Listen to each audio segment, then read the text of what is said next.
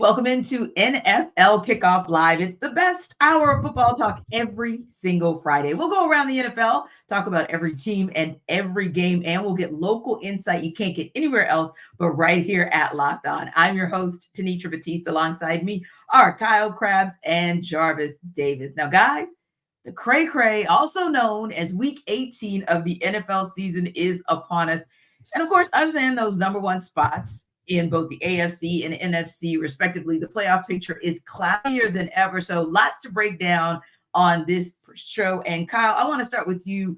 Let's talk about the crazy AFC playoff picture. And like I said, obviously at the top, Baltimore Ravens, good to go. But everything else from that number 2 on down, murky at best. Yeah, the only other thing we know is that the Cleveland Browns are going to be the 5. It's who wins the South, who wins the East, what the other 2 wild card spots look like. And you at least have one game where 2 of these teams are playing each other on Saturday, the late game on Saturday. Houston and Indianapolis playing one another with effectively a playoff play-in game is at stake in that game. The earlier game on Saturday will be of particular interest to Western New York. The Pittsburgh Steelers playing the Ravens with a bunch of their starters sitting with the number 1 seed clinched for them. But Buffalo would clinch a playoff spot with a Pittsburgh loss. They could also clinch on Saturday with a Houston-Indy tie. They could clinch with a Jacksonville tie. And then, of course, they play their own game on Sunday Night Football against Miami, where they could go from being the 2 seed with a win, or Miami wins and they're the 2 seed. Mm-hmm. Or if they lose that game, depending on what happens in these other games, they could be the 6, they could be the 7, or they could be out entirely. So, like, the big flux team is Buffalo with where they are sitting going into week 18. And you know that good old NFL, they managed to flex that game and put it as the last one on the schedule. So you'll have all the drama building up and kind of get an idea where Buffalo stands. And they will know for sure whether they're going to be playing for seeding or if they are playing for their playoff lives when the other games wrap in the build-up throughout the rest of the weekend.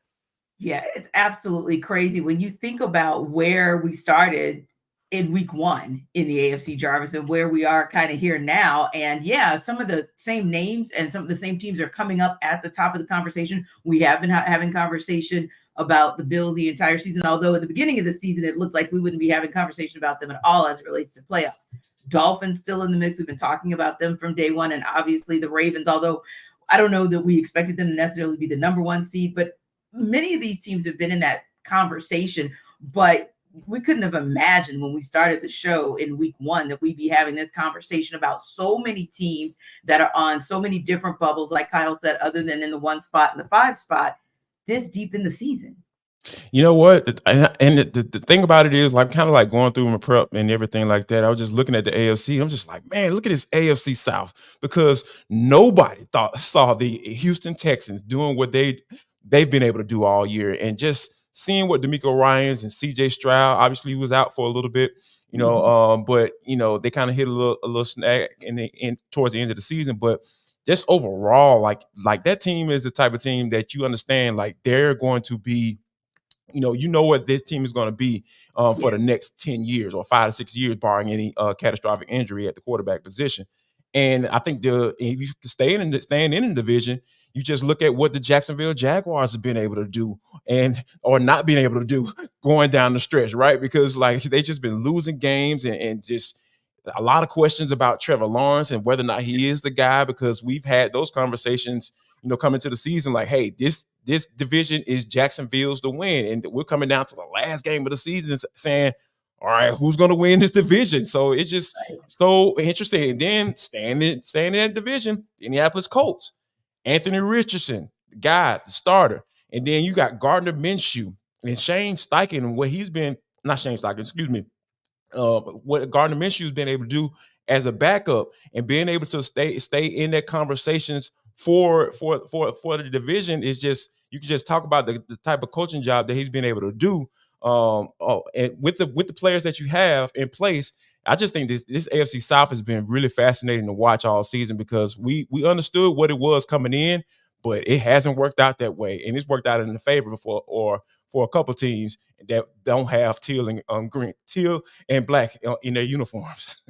And it's interesting that you mentioned the job that D'Amico Ryans has been able to do with the Houston Texans, because so many people have been saying that what Kevin Stefanski's been able to do with Cleveland Browns will get him a nod for Coach of the Year. But I think DeMeco Ryans definitely deserves to be in that conversation, because I don't think any of when you saw that the Texans were aggressive in the draft to get CJ Stroud and to then get Will Anderson, you thought, okay, that's a team that in 2 to 3 years we're going to be having some conversation about. But like you said, you never quite know how things are going to play out, even with Trevor Lawrence. He's still listed as questionable right now. They haven't made a determination for sure on what's going to happen with him in the game this weekend. So that could be a pivotal kind of a do or die in how things kind of play out there. But, Kyle, another team that we talked about at the beginning of the season that maybe would have been that team that you would have thought would have been a foregone conclusion would be your Super Bowl champions. And yet Kansas City has been up and down around. You kind of don't know. And we'll talk a little bit more about the same version of them in the NFC South, in the NFC, and that in the Philadelphia Eagles in just a moment. But yeah, KC, you look at Kansas City Chiefs and kind of where they are and what's going to happen with them as far as how deep can they go in the playoffs? What does the playoff situation or postseason situation look like for them as they get deeper through this postseason? Yeah, how ironic is it that we've been on this show for 7 minutes already talking exclusively about the AFC playoff field. We haven't mentioned Kansas City, and when we started at the very beginning, I said, about the only other thing we know is Cleveland's a 5. Since Kansas City's clinched as the 3, like that's locked in as well. So we know that Amazing. For sure. But it's, by the way, defending Super Bowl champions. They have just been in such a rough spot offensively, and it's been really hard to watch for the better course of the past month to ask the question, when are they going to re-find and recapture their rhythm? And it just hasn't happened offensively. And it just doesn't look like Patrick Mahomes really has a lot of trust in a lot of those guys on the outside. I know Rashee Rice has had some moments, and obviously Travis Kelce is Travis Kelce, but Travis Kelce ain't playing like Travis Kelce. And I think that's the hardest thing, is when Pat doesn't have somebody else that he feels confident in to go with the football, it becomes kind of this funnel game that you can play on 87. And no matter where they move him to, no matter where they line him up, if they try to manufacture something for him, there's just bracketed coverage around them. And it's very difficult for him to do the thing that he's always done so well, which is work to open space and have Pat find him with the football. So I don't know that they're going to have an answer. Now, in the AFC playoff field, if they end up as the 3 seed, hypothetically, and they get past whoever their 6 seed opponent is, there's a 54% chance, according to ESPN's FPI, that it's the Miami Dolphins. There's a 16% chance that it's the Colts. There's a 15% chance that it's the Texans. And there's an 11% chance that it's the Bills. So they got 4 possible opponents with this week left to play. And they have nothing to play for. So they're sitting Patrick Mahomes against the Chargers. It'll be Blaine Gabbert. So they know Pat's going to be ready to go. They'll get an extra week of prep there. Yeah. They get past that. You get into the divisional round. Like, who knows what happens? Depending on if there's upsets, you could find them in a position to play a home playoff game in the divisional round. So, it's not that absurd to think they could still end up making a push to the AFC Conference Championship, but it would not be at Arrowhead, which would be the big difference this year versus every other run that Kansas City's had. Indeed. And to your point, Kyle, I feel like, where's Peter when we need one of those Taylor Swift references? Because I don't know what song we could spin for what we've been seeing in Kansas City. But yeah, I never thought we'd be having a conversation where we were watching the Chiefs Bengals game and wondering how that was going to impact and dictate what the rest of the AFC playoff picture would look like. But particularly having that conversation about the Chiefs in week 17 and what was going to happen with them based on whether or not they beat the Bengals, which kind of sort of technically they barely beat. But we know this scenario is all too familiar, Jarvis, on the NFC side as well, because just like that AFC South has been up, down, middling, and around, we know there's another group South side called the NFC South, and nobody wants to take charge. Nobody wants to take control. It's the craziest thing, and we know it all too well because, of course, we covered the NFC South. Now, similar to what we're talking about on the AFC side, JD, we know that obviously the 49ers, good to go. They're locked into number 1 now. At the 2 spot, you've got the Cowboys, Eagles, Lions. You don't really know what's going to happen. You got the Cowboys, Eagles, Lions again, 2, 3. You don't really know what's going to happen. In that 4 spot is probably going to be your NFC South winners. And really, can I say you don't know what the hell's going to happen there anyway? But I can say that for them too. But ultimately speaking, it's like a clusterfuffle on the NFC South, NFC side, maybe even more so than on the side of the AFC. I think it's kind of interesting that, you have Eagles losing 4 out of the last 5. Obviously, they've been on a downturn towards the end of the season, and we know that how important it is for teams to be playing well in these months, right? In December, going into January, as the playoffs get ready to start rolling. And obviously, the Eagles haven't been able to do that. So the Cowboys are in a space now where they can win a division, which nobody thought they would be able to do because they just been very average to below average on the road, and they've been great at home. And I find it fitting that they have to go out on the road and get a win against the Washington Commanders in order to clinch the division. So, and then the Philadelphia Eagles are at the Giants as well. So both teams are on the road. So, hey, they're going to have to take that thing on the road if they want to do what they need to do. Obviously, the Cowboys clinch the NFC East if they get the win. If the Cowboys lose and the Eagles win, obviously the Eagles will get the division. So that's a movement that could possibly be there. And I think that the Cowboys are going to be able to pull it off. So when you look at the way Dak Prescott has been playing, that's the reason why you feel like this team is maybe a little bit different than what we've seen in years past. I know, you got the Cowgirls and all that stuff and losing big games. And I think that's something that you take into place because that's the precedent that they've set. But I think going into the playoffs this year in 2023, I feel this team is a little different. I feel like it's something there, especially when they're at home. And then being able to get that first playoff game at home at Cowboys Stadium where they haven't lost this year. They almost did. But I think it's going to be very interesting to see how that plays out. But as far as NFC South go, you know how I feel about this. This is the questions coming in as far as the quarterback position. Sure. That was the big conversation that everyone was having that covered any team in the NFC South.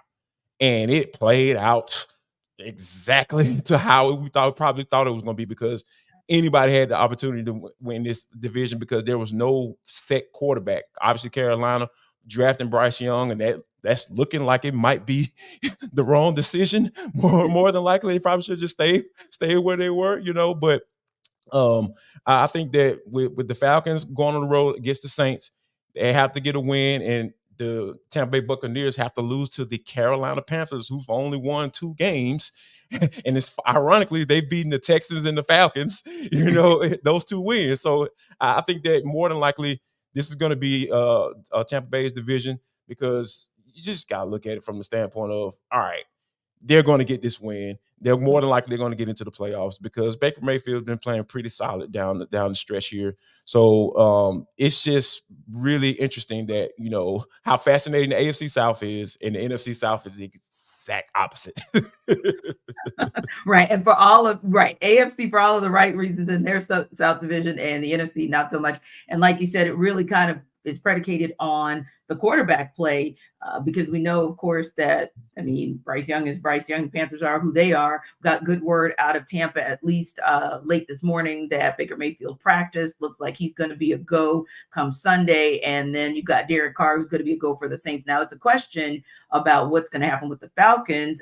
Right now it's looking like it's going to be Taylor Heineke, but with Desmond Ridder waiting in the wings because that nagging ankle injury has really been it's been there for a couple of weeks now, really, honestly, since Taylor Heineke was inserted back into that starting position. But, another thing that I really like, Kyle, about what I'm seeing on that NFC side, when you talk about teams that are kind of exciting, intriguing, you kind of don't know what to do with them, but you're liking how they're trending in the backside of the season. That's the Los Angeles Rams. That might be the one team that nobody wants to face in these playoffs. Yeah, they got a lot of young upstart players, and that coaching staff has really taken this season, and they have gelled quite well, and they got the right guys healthy at the right time of year. And I look at the Green Bay Packers, too, as another team who is facing a win-and-in scenario to potentially get a 6 or the 7 seed here in the NFC side of things. And Jordan Love's thrown 1 pick in the last 7 games, and he is balling. He is throwing the ball all over the field. So those are 2 teams as wild cards where you think about, okay, somebody's going to draw the Detroit Lions. Somebody's going to draw the NFC East winner. If Philadelphia, if Dallas drops the ball and Philly ends up as the 2, are they playing at a level that inspires you with confidence that they are impervious to losing a game to either Green Bay or LA? No. I think there's a lot of intrigue for some of these wild card potential matchups because, as you said, T, the Rams and Packers are two teams that are playing really good football right now, and the Rams are locked in. It's just a matter of what their seeding is, and for Green Bay, you take care of business against the Bears, who you've had so much success against lately. You're going to be having your postseason ticket punched as well. Yeah, very intriguing. Yeah, you're absolutely right. I was watching Green Bay last week. Hadn't watched them play a game in a couple weeks, and I'm just impressed at how good they're looking and how they've progressed throughout the season from the last time I was able to watch them take the field. So yeah, some interesting stuff going on both sides in the playoff picture. And listen, it's almost time for us to talk about one that we have been waiting and kind of salivating for this entire week. Of course, that's the Buffalo Bills and the Miami Dolphins. And we're going to get into it on the other side. But before we do, let's tap into what Jarvis has to say about LinkedIn.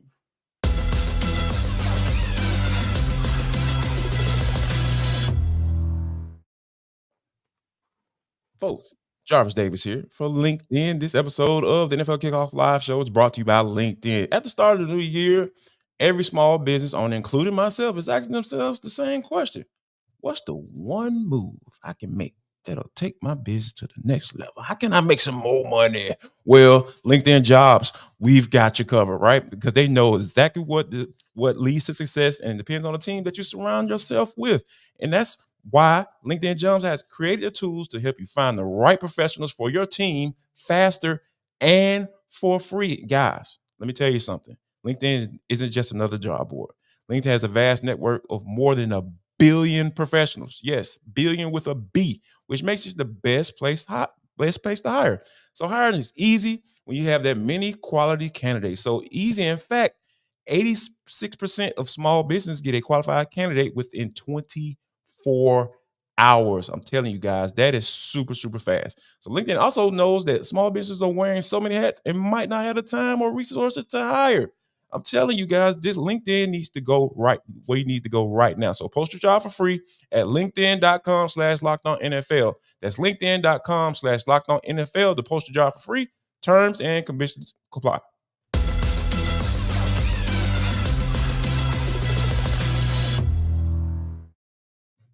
Guys, it's a big game for the Buffalo Bills, big game for the Miami Dolphins, and it is so big that our Locked On Bills host Joe Marino couldn't pick just one key to victory when he joined our guy Kyle in their Dolphins-Bills crossover.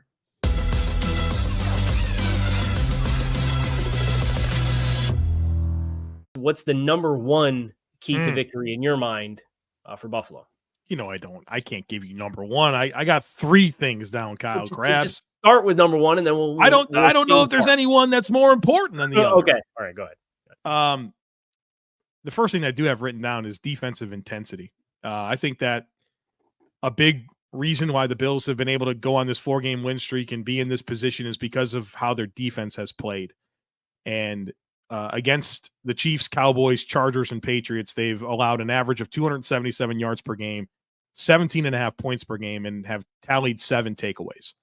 And I've seen this defense come out and really have some tone-setting dynamics about it with just the urgency, how fast they're playing, how physical they're playing. And that's going to need to continue this week against the Miami Dolphins. And we all know how potent that offense is. And so that tone-setting nature that they've come out with lately has to show up against the Dolphins on the road. Number 2 is the red zone. When you're on offense, touchdowns, not field goals. When you're in defense, field goals, not touchdowns. And these are two pretty fascinating teams when it comes to the red zone. Both are terrific on offense. The Bills, number 2 in red zone touchdown percentage. Dolphins, number 3 in red zone touchdown percentage on offense. Defensively, neither team's been very good. The Bills, 20th in red zone defense. The Dolphins are 30th in red zone defense. And so who can make those trips to the red zone end in 3 versus ending in 6? I think that's going to be a deciding factor, is success in the red zone for both teams. And then turnovers. Turnovers are pretty much the story of almost every NFL game, whether you can take care of the football, whether you can take away the football. I mean, the Bills, they're +3 in takeaways against New England last week, 4 total takeaways. Obviously the Dolphins had a lopsided situation there when it comes to turnovers and giveaways. And so I think that's going to be a storyline. Who can protect the football, but also be aggressive and make plays, and who can take it away. I think that's also going to be a big part of any game, and of course, a high-stakes game like this.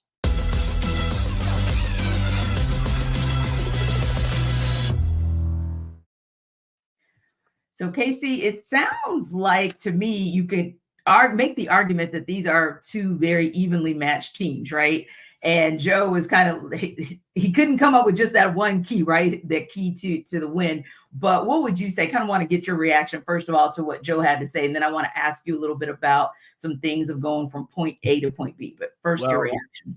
I've been doing podcasting with Joe for about 8 years, and one thing I know for certain is Joe, if you ask him for one thing, he's never going to give you one thing. So I'm glad he didn't disappoint and didn't just double dip, which is the patented Joe Marino move. He triple dipped. You would think these teams are fairly closely matched, but the recent history of these two teams suggests that it's anything but. The Bills have had nothing but rousing success against Buffalo just about every time they played them. Miami did beat them at home last year in the first year of Mike McDaniel, so that's notable. And both teams are very different, including from a coaching perspective from the last time they played in Week 4. The Bills fired their offensive coordinator in Joe Brady. The Dolphins, with the install of Vic Fangio's defense, those players have talked a little bit more about how much better they conceptually grasp it, although they didn't necessarily play like it when they played last in Week 17 against Baltimore, because they gave up a huge spot in that game defensively as well. So I think Joe's discussion points about the Bills defense are the biggest thing, because the talking point with Buffalo in the midst of their midseason struggles was the losses that they had incurred this season in Daquan Jones and Matt Milano and Tre'Davious White. Like, those are big time losses. Well, they trade for Rasul Douglas at the trade deadline, who's probably been a better player than Trey White's been the last 2 years, just being honest about like where Trey White's at in his career. Mm-hmm. Terrell Bernard has been playing lights out in the middle of that defense, and they got Daquan Jones back last week. So they very suddenly, in the midst of this stretch of kind of stabilizing their play defensively, I think that's the thing that Buffalo is probably most excited about hanging their hat on, is they've got that mojo back on that side of the ball. So whether you want to call it defensive intensity or red zone defense or whatever else, just the fact that they survived what was some kind of foundational injuries to that side of the football and are now out the other side of it and playing like it, I think is the thing that makes them such a dangerous team. And it's interesting that you say that, Casey, because I was thinking about that as well, kind of looking at those two teams and where they were when they played back at the beginning of October and where each of those teams is now. And kind of, it feels like, and this just feels like, not necessarily all of the statistics will prove it, but it feels like the Bills are just kind of that team that's kind of surging and kind of going in the right direction and have had maybe fewer bumps and bruises, maybe on the backside of that first meeting. Yeah, I think Buffalo took their lumps midseason, and I think Miami, even though they were churning, they were getting players back as they were simultaneously losing other players with injuries. Mm-hmm. And the last month or so, it's really mounted for Miami, where if you looked at like the top 12 players on the depth chart of each side of the ball for Miami, up until about week 13, they had a minimum of 18 of those 24 players, so starters plus a few key extra rotational guys. 18 out of 24 they'd had available to them. The last 3 weeks or so, that number's gotten as low as 14 and 15. So they've lost other meaningful pieces. Now, if you want to put the injury lens on for Miami and look for some optimism, right guard Robert Hunt is going to play. I'll say that. He's going to play. And they haven't had more than 2 of their original starters on the offensive line since they played the Commanders back in like week 12. Mm-hmm. So they've been playing with 3 backups on the offensive line. You get a starter back on the offensive line. Jalen Waddle practiced today. Raheem Mostert practiced today. They have an opportunity. They're getting Jerome Baker back from injured reserve. He's practiced now 2 days. It sounds like he's going to be a go, and that's going to help them on the second level of the defense. So Miami, you've seen the injuries mount at the wrong time, but they are looking at the perspective of getting some of these other players back. So if you want to know how Miami can kind of even that momentum out, those guys getting back on the field is their best chance to do that. Indeed. And would you agree, Jarvis? Because those are some big pieces to the puzzle. Sometimes we don't think, we kind of look at the final score. We may look at it and say, oh, wow, 56-19, they got blown out by the Ravens. Or you may look at it and say Tennessee Titans, a shocking 28-27 loss. The Dolphins, especially at that time when they were rolling, because they'd had 3 quality wins in a row. But when you look at the potential of getting a Waddle back or a Mostert, do you think that's going to be enough to put them in position to get this win?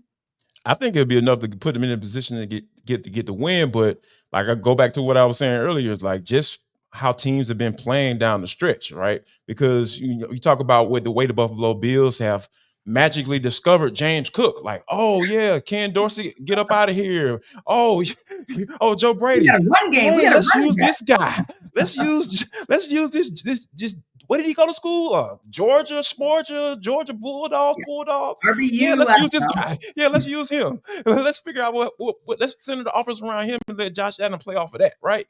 So you don't have to be Superman every game. So I think that just the way they've been playing the Buffalo Bills, that is, I just really feel like it just goes back to what I've been saying. Like, I understand the whole passing game is cute and everything is centered around the quarterback. I get it. But when you're talking about going into the playoffs and going on a run and playing and taking it on the road, whether you're on the road or at home, in the element, running the ball and playing defense is going to win you games. So I think that, when you have Buffalo playing the way they've been playing down the stretch on a 4-game winning streak and everything, they discovered, that they have a weapon, a guy they can count on to give them 20 times a game and not have to worry about a guy, his durability, because he's only been in the league for 2 years. This is his second sophomore season. So like those are some of the things that I take a look at when you talking about going into divisional matchups, and then. But the only thing that kind of having me a little reserved, Kyle, is the fact that, hey, Miami is at home and they've been really good at home. So those are some of the things that I'll take a look at. But I think it all boils down to, hey, who's going to be able to continue to establish themselves. And I think Buffalo has a little bit more momentum as far as that going into this game right here. Yeah. Just one other thing, Tanitra. I think this is a big James Cook and Dalton Kincaid spot. Traditionally, Josh Allen, he puts up like everybody else's best career single game numbers every time he plays the Dolphins. That's what he ends up doing. Like he just rings up touchdowns and yards like nobody's business. But he's really banged up. And obviously they've needed him, and kind of the evolution of this offense with Joe Brady has called upon a little bit more of the quarterback run game.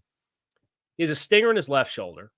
He hit his hand off a throwing helmet and has a sprained digit in the middle digit of his middle finger on his throwing hand that he hit off the helmet. And he's been dealing with a right shoulder injury too. So it's for me, it is James Cook. And then obviously Stephon Diggs is such a big presence historically within this group of the Bills. He's been so quiet. Dalton Kincaid has been the second most targeted player on this team offensively. And that's where you get into, I think, where Baltimore really took advantage of Miami's defense last week, was throwing the ball to the backside of the backfield, and Isaiah Likely, the tight end. So I think Buffalo's big matchups for them to win in this game are going to be James Cook and Dalton Kincaid, as compared to the traditional Josh Allen, Stephon Diggs show that they are so historically forced you to expect when they play the Dolphins. Yeah, and that kind of goes into my X Factor question, Kyle, that I was going to ask you guys before we go to break. Jarvis, other than the obvious, which we talked about, and we haven't really even talked about Tua in this conversation, but we'll throw him in for the purposes of the X Factor question I have for you guys. Taking out the main players, a Josh Allen, a Tua, and even the running backs, give me an X Factor in this game that'll help the Dolphins to get the win. Wow. This is going to be something that, I feel like if Jalen Waddle can be able to come back and be that guy, or Tyreek Hill, I think this wide receiver group, if those guys can be the game breaking players that they are, especially on the field at the same time, they can cause any trouble with any secondary in the National Football League. So I think if Tyreek Hill, it's kind of hard for them to not get the ball without Tua, playing his best game. But I think the combination of those two guys being on the field at the same time, being able to deploy those guys like that, I really feel like they can be X factors to be able to definitely get a win, especially when being at home. And for you, KC, outside of the usual suspects, who's that X factor, or what is that X factor for the Bills to walk away with the win? I think the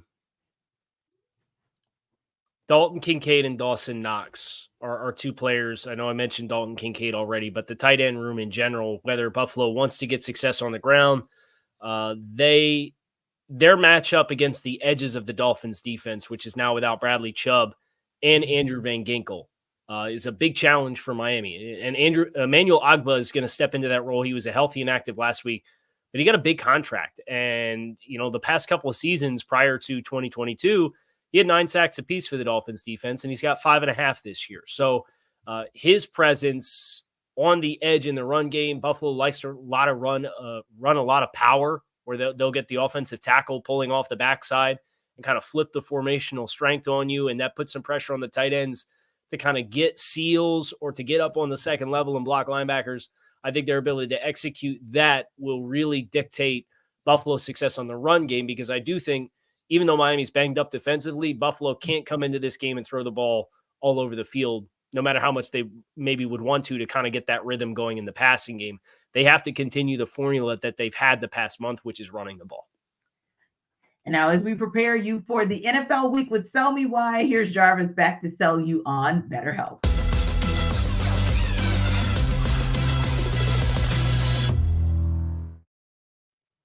Jarvis Davis here for BetterHelp. This show is sponsored by BetterHelp. Now, people, every year, we all do it. I know you do it. I've done it as well. We come up with these big time resolutions. Hey, I'm about to do this, new year, new me, and all that stuff. BetterHelp is saying, hey, how about you, instead of getting obsessed with how to change yourself, just expand on what you've already been doing right and grow that and establish yourself like that, right? So maybe you're finally organized one part of your space and you want to tackle another.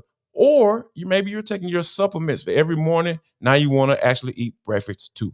So BetterHelp is right there for you. And they're willing to help you and help you find your strength so you can ditch the extreme resolutions and make changes that actually stick, because that's what it's all about, right? So if you've been thinking about starting therapy, give BetterHelp a try. It's entirely online, designed to be convenient, flexible, and suited to your schedule.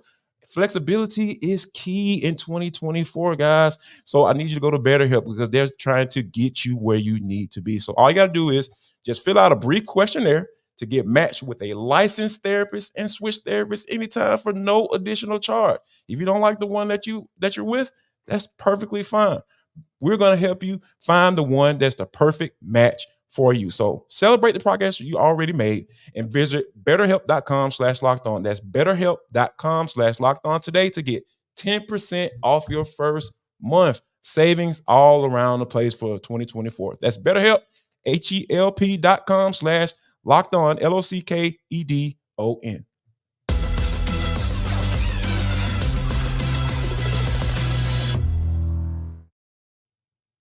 Guys, the Pittsburgh Steelers open week 18 as 3-point favorites over the Baltimore Ravens, who, as we talked about earlier, are expected to rest most of their starters. Here's Chris Carter of Locked On Steelers to sell you why the Steelers can then be able to cover the spread. I'm Chris Carter of the Locked On Steelers podcast. The Pittsburgh Steelers face the Baltimore Ravens in Baltimore for a rematch and are 3-point favorites on the road. That may not make sense unless you know that the Ravens are going to be resting a lot of starters. Lamar Jackson already announced his benched. I expect Roquan Smith, Patrick Queen, Marlon Humphrey, Kyle Hampton, and Zay Flowers all to also not play in this game, as well as offensive linemen like Morgan Moses and Ronnie Stanley. That's a bunch of key players in a game that the Steelers are desperate to win, while the Ravens, they want to win. They want to beat the Steelers. They have the saying, you're not a Raven until you beat the Pittsburgh Steelers, so they'll be trying. But this Steelers team has gotten red hot. They're averaging over 30 points a game in their last 2 contests, and their defense should be getting back Minkah Fitzpatrick and Elandon Roberts, 2 key pieces in the middle of the defense. I think the Steelers, in desperation mode, find a way to gut this one out in Baltimore, 26-17, in a hard-fought battle that gives them playoff hopes for Sunday. Gives them playoffs hopes indeed. And the word coming out of Pittsburgh, at least within the last hour, is yes, Elandon Roberts and Minkah Fitzpatrick are both still listed as questionable, but with a lean more to Elandon playing versus maybe Minkah. But guys, this is still going to be an uphill battle because, I don't know if I want to go with what Chris said in terms of the Steelers being red hot on offense. That might be a little strong, but we do know that them cracking the code of 30 3 times is actually impressive, or at least last weekend, a crack in the code was impressive, and the weekend before. So I'll give them that, right? I'll give them that. But realistically, do you guys see a path? Because it's not just about what happens tomorrow. They're one of those teams, like several, that still have, the kind of what if, or the if this, then that situation going. But let's start first things first, Jarvis, with whether or not the Steelers can cover the spread. I think they can cover the spread because when you have guys like Lamar Jackson and Odell Beckham Jr., the playmakers, the guy, the MVP favorite, going to the last week of the season, if those guys aren't playing, hey, of course they should. They better have an opportunity to cover this doggone spread because, one thing that, I know since Mason Rudolph has become the starter in these last couple of games, 2 full starts, this past season, I've just been intrigued, like, okay, this dude's been playing pretty solid, right? He hasn't been losing in the game. So, and I think that, with the way he's been playing and the momentum that his offense has, being able to put up, 30 plus points. And then I love to see it because, hey, the Falcons haven't scored 30 points all season. So, when you're able to put those type of points on the board, you have the opposing starting quarterback, the MVP candidate, not on the field. Yeah, you better doggone cover the spread. Should, at a minimum, cover the spread, the Steelers? Yeah, why not? I'm not going to doubt Chris again. I've doubted Chris enough this season, and all the Steelers have done is score 30 points in back-to-back weeks, right? Absolutely. So right. I'm going to say yes. I do think Pittsburgh, and I think this is the big difference. They do have an experienced backup quarterback in Tyler Huntley, but Tyler hasn't played games in this system. They made the offensive coordinator change, and Huntley, he'd been the guy down the stretch for Baltimore the past few seasons as they've tried to make playoff runs because Lamar Jackson's got hurt. Yep. But that was with the old offensive system as compared to Todd Monken's system. So I think the lack of game reps plus the guys that are sitting, I think it does set it up favorably for Baltimore to maybe be a little bit more clunky than you would expect offensively. And I think that's enough for Pittsburgh since they found a little bit of juice offensively to score enough points to win the game. Yeah, Mason with the mojo. Like, I can't believe I'm saying that because, like Jarvis said, I've been sitting back kind of the entire season going, when is this offense going to wake up? And with the shift of, moving on from Matt Canada, and then you try to, I don't know, the Mitch Trubisky experiment, they just were determined to make that work once Kenny Pickett went down in the concussion protocol and just, being dinged up himself this entire season. It seemed like something to where we absolutely had to get to the point of no return to say, okay, Mason Rudolph, let's give you a try. But it's working so far. And yes, in the absence of so many of the Ravens starters, even with who the Steelers may be without on defense, it should work out for them as well. Now, another intriguing matchup this weekend is the Indianapolis Colts and Houston Texans. We talked a lot about this matchup and even what's going on with the AFC South overall. And we know these teams are playing for a chance to win the AFC South itself. Now, the Jaguars lose, the winner of this game will win the division. The Colts are actually 1.5-point home underdogs in the game. So Jake Arthur of Locked On Colts is here to tell us why the Colts can cover in the game. It's a big one this weekend. What's up, everybody? This is Jake Arthur from Locked On Colts, and we've got Colts Texans on Saturday night, national TV. And by all accounts, this is a pick 'em. Texans are 1.5-point favorites. Everyone I've talked to expects this to be a very close game as well. Personally, I foresee about a 23-20 Colts win, last team with the ball type of situation, maybe a field goal in the final minute or so. But there's a lot riding on this one. The Colts did win handily back in week 2, but both these teams are drastically different now than they were at the time. And for a game of such magnitude, it's kind of new territory for both of these teams. Both do have a good mix of young and veteran talent, but just last year, these teams faced off in week 18 at Lucas Oil Stadium, and it was for draft position in the top 5.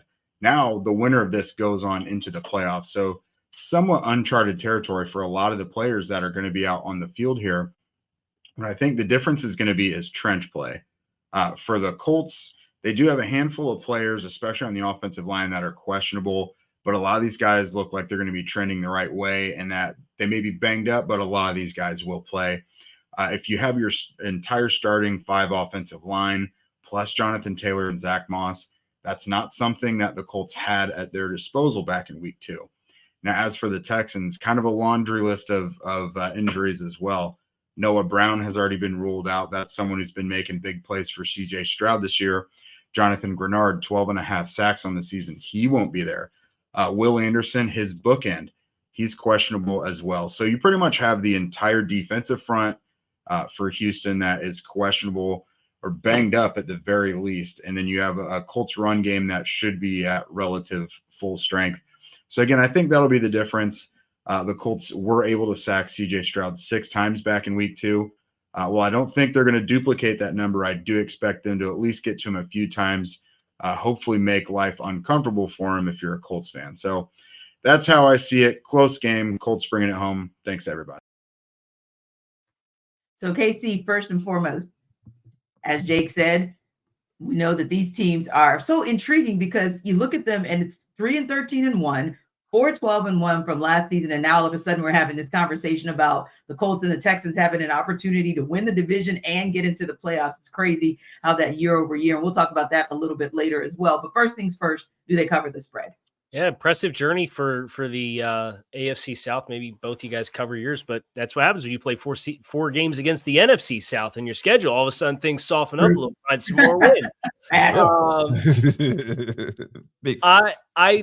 I want to pick Houston to win the game. I think Houston has some better dynamics at play, but Indy's just kind of been like last year. Joe Marino and I on NFL Scouting referred to the Minnesota Vikings as the purple cockroaches, where you just couldn't kill them, right? Like there were all these games where they're down and you thought like, okay, they're backed into the corner. I'll put my foot on them and boom. And then they have the biggest comeback in NFL history and they turn the ball over on the 1 yard line against the Bills, and the Bills fumble the ball when they're trying to run out the clock, and Minnesota comes back and wins that game. And just all of these improbable games. And it hasn't been that extreme with Indianapolis, but they feel like that team this year that you keep being ready to write them off, and they keep finding ways to win football games. So I think I do like Indy to win the game. I view it as generally a coin toss game. I think if you played it 10 times, the Texans would probably win more out of the 10, but it just feels like with the way that their individual seasons have trended, that Indy is in a position to win this football game, just kind of off a gut feeling. And it'll be interesting to watch the AFC South divisional implications. It just came through on the timeline that Jacksonville will face Ryan Tannehill and not Will Levis on Sunday. So, the winner of this game needs Jacksonville to lose to win the division. You'll kind of have that mystery and intrigue going in. I don't know if a veteran quarterback being the team playing Jacksonville is a good thing or a bad thing. And Ryan Tannehill's thrown 1 touchdown pass his last 136 attempts, so probably not a good thing. But nevertheless, this is still a playoff win and in type scenario. So I think I like the Colts, but don't ask me to put a lot of confidence points on it. Yeah, JD, it sounds like KC is kind of thinking there might be some Minshew magic that goes down this particular weekend. What are your thoughts first and foremost on covering the spread? To be honest with you, I don't think they're going to cover it because, I like when you used to have like pick'em games, I like to look at the quarterbacks, right? Because that's the type, that's where I'll go. And as much as Gardner Minshew can take over a game, like you mentioned, the Minshew magic and all that stuff, I really look at the guy who has the brightest future in this league, and that has to be CJ Stroud. So because the way he's just handled himself and dealing with all the Q scores and all that stuff, at the beginning of the year. And I just think that this young man has done some really good things. And I think that him being paired off with DeMeco Ryans, like we mentioned earlier, he's a head coach of the year candidate. He should be because nobody had any expectations for that team coming to the season. So I really feel like this is a game where I feel CJ Stroud is going to put on that cape and say, you know what? I'm here, NFL. I need y'all to take a look at me because I'm here and I'm not going anywhere. And I feel like the Colts won't cover the spread because of that. Indeed. Well, you talked about a couple of things that ring very true in the NFC South, and that is QB question marks and teams that have zero expectations of them. Wow, you just called the name of the NFC South yet again. Well, we know it's going down in my hometown this weekend. The New Orleans Saints and Atlanta Falcons will face one another. And then there's that team, the Tampa Bay Buccaneers, that's going to face off against the Carolina Panthers. So it's literally like this NFC South battle royale that are going to dictate. Keep quiet, man. Keep quiet. Anyway, the Saints are 3-point favorites at home, shockingly. The Falcons, of course, won that last game 24-15. But Ross Jackson, who always keeps it real out at Locked On Saints, is going to sell us why the Saints can cover that spread. If the New Orleans Saints want to get a win against the Atlanta Falcons and cover the spread, it all comes down to the offensive side of the football. My name is Ross Jackson. I'm the host of the Locked On Saints podcast. And if the New Orleans Saints want to keep their playoff hopes alive and at least control what they can before they need to get some help from some not so great friends around the NFC, it's all going to come down to a fast start on the offensive side of the football as far as I'm concerned. If you look over the course of the past 5 games, the New Orleans Saints in their best wins, the games where they've looked their best up against the Carolina Panthers, the New York Giants, and of course the Tampa Bay Buccaneers last week, it all came with fast starts on offense. And that does 3 things for you if you're the New Orleans Saints. And just as a converse, we can look at the Los Angeles Rams loss on Thursday Night Football, a game where they didn't get a fast start. Things didn't work out great for them. But those 3 things that the fast start on the offensive side give you is that, first of all, it builds your momentum on offense. New Orleans Saints have been very inconsistent on the offensive side of the football here recently, but when they build a rhythm, they have what they need to be able to at least keep pace with their opponents and continue to compete. They're not a runaway team, but they're certainly a competitive team. The second thing, and this is big for the New Orleans Saints going into this matchup at home, is that it gets the home crowd involved. New Orleans Saints didn't get their first opening scoring drive all season when it came to touchdowns until last week's game against Tampa. They've yet to have one at home. Let's see if they can do it here in week 18 and get that hot and cold Superdome crowd in their corner. And finally, it gives the New Orleans Saints the opportunity to play to their defensive brand. Their defensive brand wants to attack quarterbacks. You ain't attacking a quarterback if they're able to run the ball all day long because you haven't created a deficit over on the offensive side. So while the offense can be the team's best offense, of course, it can be this team's best defense as well, forcing Atlanta Falcons quarterback Taylor Heinicke into some obvious passing situations and therefore some opportunistic circumstances for that New Orleans Saints defense. It's interesting because my first thought was, wow, and I say this with all sincerity and seriousness, if everything is dictated in this game by a fast start, that's probably not going to bode well for the Falcons. The Falcons have just, and Jarvis, we've seen it over and over this season. The Falcons are just notorious for going into a game and kind of building up to the fourth quarter. And you're wondering, wow, where was that team in the first quarter? But before we go there, kind of keys to the game and where we see each of these teams kind of having the pathway to getting a win. Casey, do the Saints cover or no? So I have developed a general rule of thumb for NFC South games, and it is look at it with logic and facts, and then whatever that dictates is going to happen, pick the opposite to happen. Yes, sir. And it's, Right. it's like clockwork. It's incredible. So the Saints should win the game. Yeah. I think the Saints are the better team. I think they're still a more talented team in spite of some of the injuries that both of these teams have had to work their way through. I don't know which is the better coached team between the two, but I don't think coaching is a particular strength for either team this season. But then I also look at Atlanta and I say, okay, Atlanta, let's look at, since your bye week, you had a bye week 11.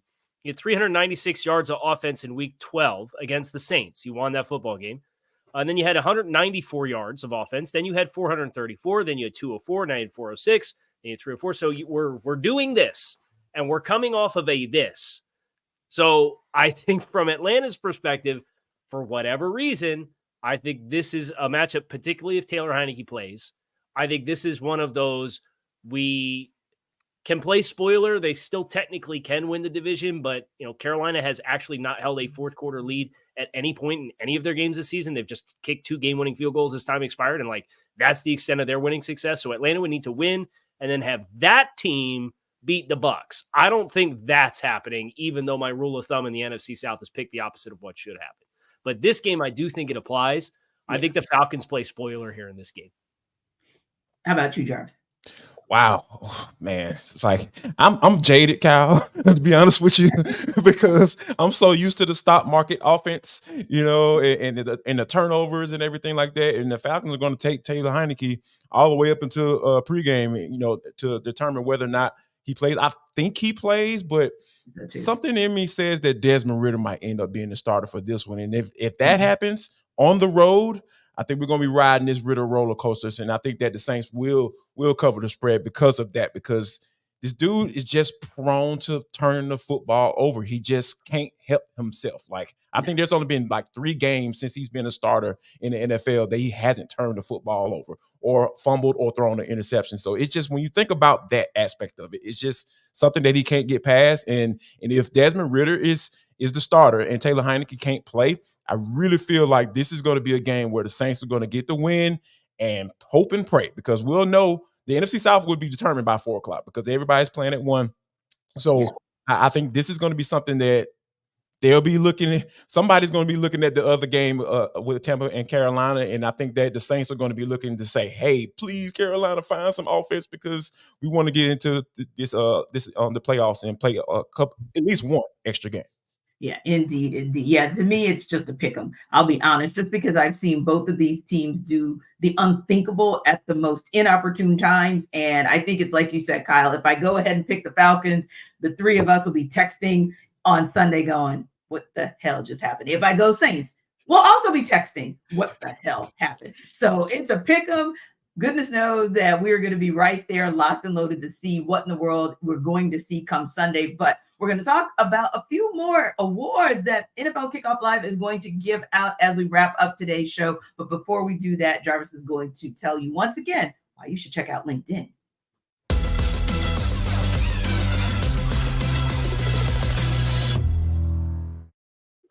Jarvis Davis here for LinkedIn. Folks, this episode of NFL Kickoff Live Show is brought to you by LinkedIn.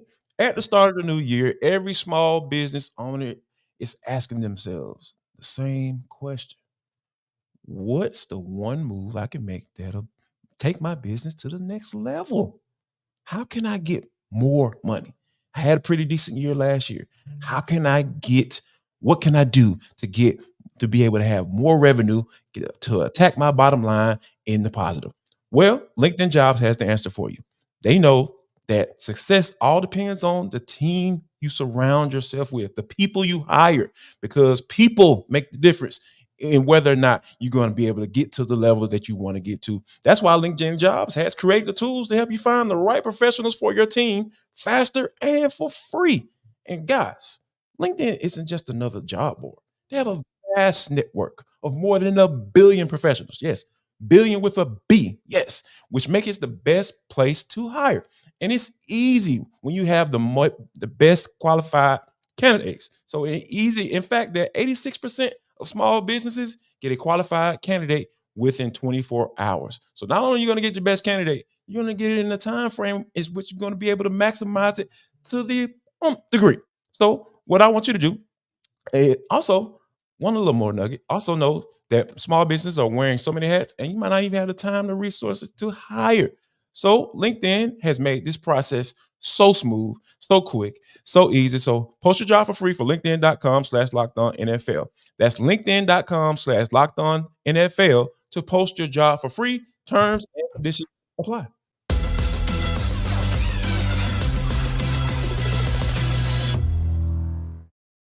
And Jarvis, you were so generous to tell people about LinkedIn because there's some coaches that maybe at 4:01, 4:17, or 4:25 on Sunday may actually need to use LinkedIn. Now, that said, there's some guys who are on the other side that won't need LinkedIn at all. I digress. I know. A little petty tea right now coming up on a Friday. It's fun in our last show of our season, man. We're going out with a bang. But listen, there are some coaches who actually have done a bang-up job, no pun intended, this season. And I wanted to get you guys' take on that. We kind of teased it a little bit earlier. So I kind of know where you guys are thinking. But real quick, tell me who, Kyle, your coach of the year would be for this season. I think you have to look at what they went through all season long and pick Kevin Stefanski with the Cleveland Browns. They're starting their 5th starting quarterback of the season in week 18. And granted, they're 11-5 and they clinch, but they're also 11-5 with a quarterback going to Deshaun Watson and then rookie DTR and then PJ Walker. And then Joe Flacco comes in off the couch and throws for 300 for 4 straight games. It's incredible what the lack of continuity at that position, in addition to a bunch of other injuries that they have incurred at a bunch of other spots between Nick Chubb. I think they're on like their 4th and 5th offensive tackles this season. Yes. Their interior defensive line's taking some, like they are really banged up. And that defense with Jim Schwartz has been outstanding. He's been one of the best assistants in football this year as well. I have to go with Kevin Stefanski just because I know there was some expectation for the Browns to be in this general area, but the path that they took to get there is the most impressive coaching job this season in my mind. Yeah, and the first team in NFL history to go through 4 quarterbacks and make the playoffs. So yeah, bang up job that Kevin Stefanski has done. How about you, JD?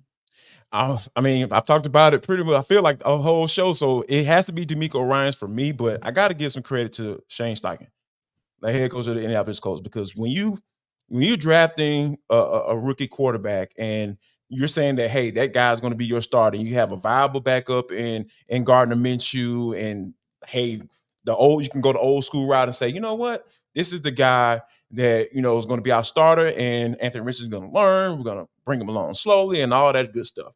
But when you name him the starter, you're thinking that you're going to take your lumps and go through the season.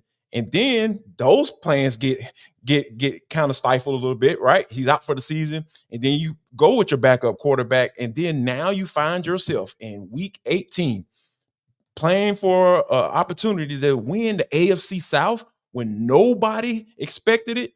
I just think you have to he has to be highlighted, right? I don't think he's going to win the Coach of the Year, but he has to be at least in the conversation saying, you know what? We understand what the expectations were coming into the season, and you've exceeded those. So you should at least be in this conversation for Coach of the Year.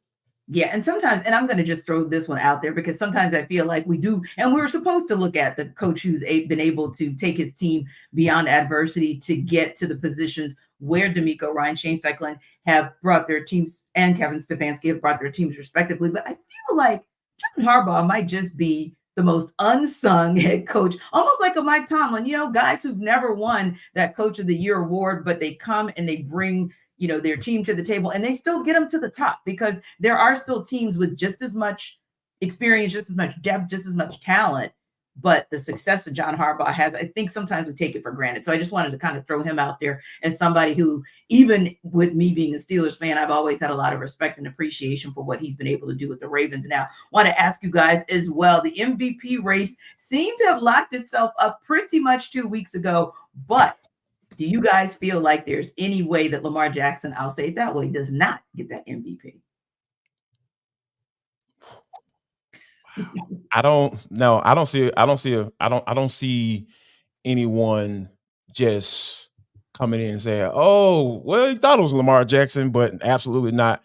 We're gonna give it to fill-in other quarterback." But it's just the way he's just been mowing down playoff contenders and teams that everybody's expecting to be in the conversations in January and going into February. I just feel like, and we talked about this coming into the season, right? Because hey, I want my money. Nah, we ain't gonna give you that money. Hey, I want to be traded. Okay, we're gonna give you a couple first rounders and you can go on about your business. No, we're gonna give you your money. And then, hey, we're gonna bring in a new offensive coordinator too, and Todd Monken, who's coming from college. And we know how that transition can be from time to time. But Todd Monken is basically coached himself into being a big time head coaching candidate. So when you think about all of those factors that I just laid out, and for him to be playing like he is down the stretch when it's the most of importance right now, I just feel like there's no one that's been playing better than Lamar Jackson down the stretch. And for that reason, I really feel like there shouldn't be anybody else in the conversation. Indeed. Casey, you good with that one too? Yeah, I kind of am hoping to get like a thank you card or something as the Locked On Dolphins host for Lamar, having that be the exclamation point on his season against Miami. Last 2 weeks, they play the 1 seed in the NFC, and they beat them by 2 touchdowns. And then they play the team that's been slated as the 2 seed for the last 2 months in the AFC, and they beat them by 5 touchdowns. So it's just been an incredible exclamation point for the best team in football. And Lamar taking this evolution with the opportunity that he's had with how they've changed their offense, I think is absolutely the deserving winner for the MVP this year. Indeed. And I'm going to co-sign on that as well. I think Lamar Jackson absolutely balled out. And like I said, as a Steelers fan, it's kind of tough to watch it. But man, it's been beautiful as a football fan to watch. And hopefully for you guys, our fans, it's been a beautiful thing to watch us throughout this regular season. I've had a blast working with Jarvis Davis and Kyle Krabs on this NFL Kickoff Live show. We're going to be sitting just like you guys this weekend with bated breath to see how this playoff picture shakes out on both the AFC and the NFC side. So thanks again for stopping by. As always, appreciate you guys for rocking with us here at Locked On NFL Kickoff Live. Enjoy the rest of your weekend.